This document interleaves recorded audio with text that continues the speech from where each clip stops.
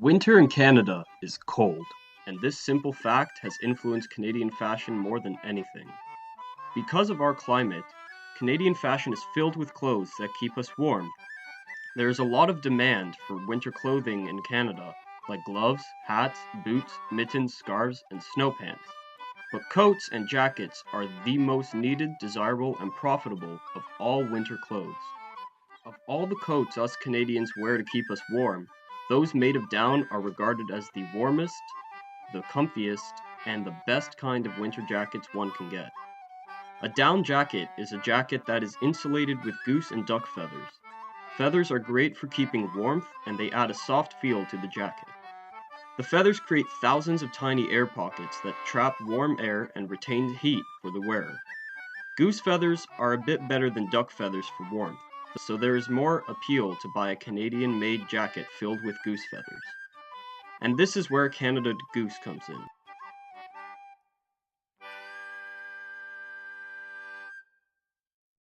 To keep things simple, you will learn how Canada Goose creates their coats.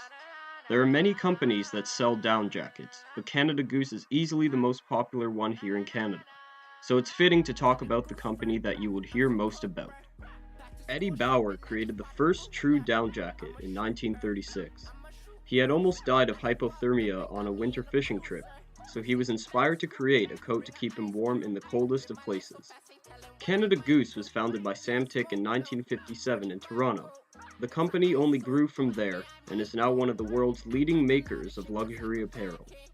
Canada Goose created coats for Antarctic expeditions, and the brand is authentically Canadian, where their jackets are produced in Toronto and Winnipeg. But many people have challenged companies like Canada Goose who make down jackets. Unlike other companies that are challenged because of how they treat workers, Canada Goose faces controversy in the use of down, and how they acquire the feathers is often seen as cruel.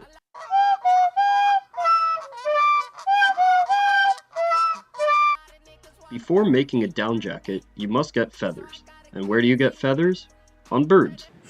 As with almost every fashion or animal product these days, consumers can buy down jackets that were created ethically or non-ethically. Oh yeah, slight trigger warning. The ethical way of getting down is by acquiring the feathers from a goose or duck that has already been killed for meat or other purposes.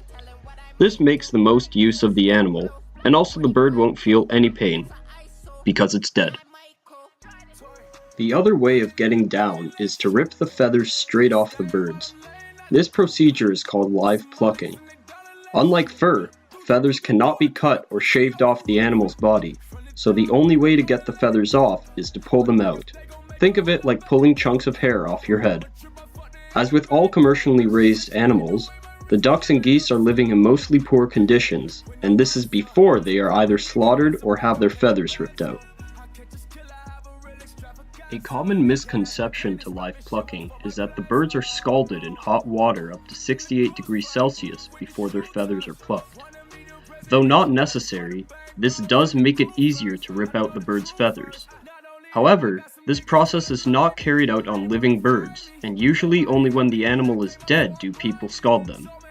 The reasons to this are that the birds usually experience 3 live pluckings before they are killed for their meat.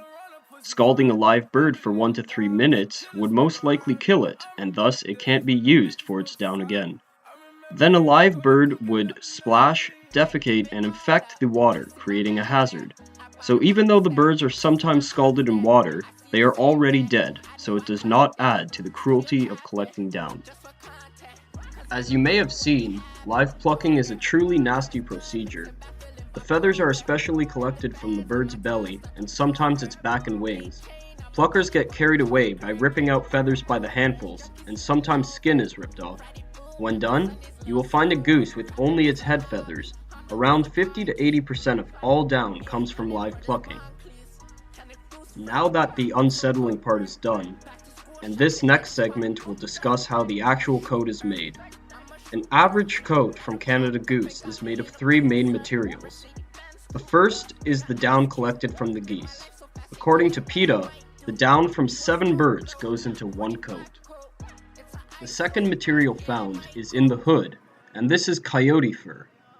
This fur offers a lot of warmth and Canada Goose states they only get their fur from Canadian trappers who use humane trapping methods. The third material is the coat itself. This fabric is called Arctic Tech and is made of man-made fibers coated in Teflon. This textile is waterproof and designed to trap in the heat even further. The inner material is nylon, which is used for its flexibility. Once a design is ready and all the materials are collected, the coat is ready to be made. The first stage is when up to 60 layers of fabric is spread out on a table. The design and pattern for the coat is laid on top.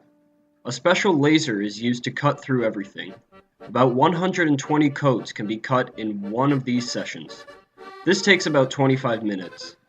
Each cutout piece is distributed and the Canada Goose badge is then attached to specific pieces.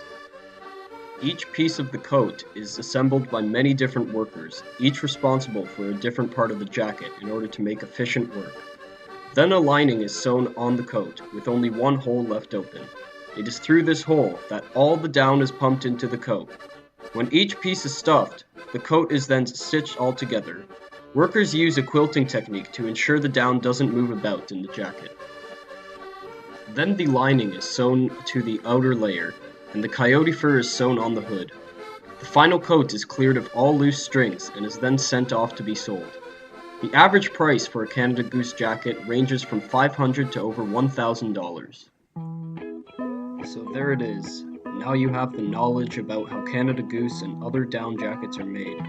Hopefully you learned a bit, and maybe now you can use what you know to decide if you are going to buy a down jacket or not. Does the procedure of collecting down outweigh the extreme warmth and quality of Canada Goose jackets? Or do you desire warmth and comfort for winter, and would you consider buying a coat from Canada Goose? There's nothing bad about either. It all depends on your ethics and the way you purchase clothes. Again, hopefully you learned from this video, and if you did, you are now one step closer to becoming a well-informed and savvy consumer. Thanks for watching. Have a nice day.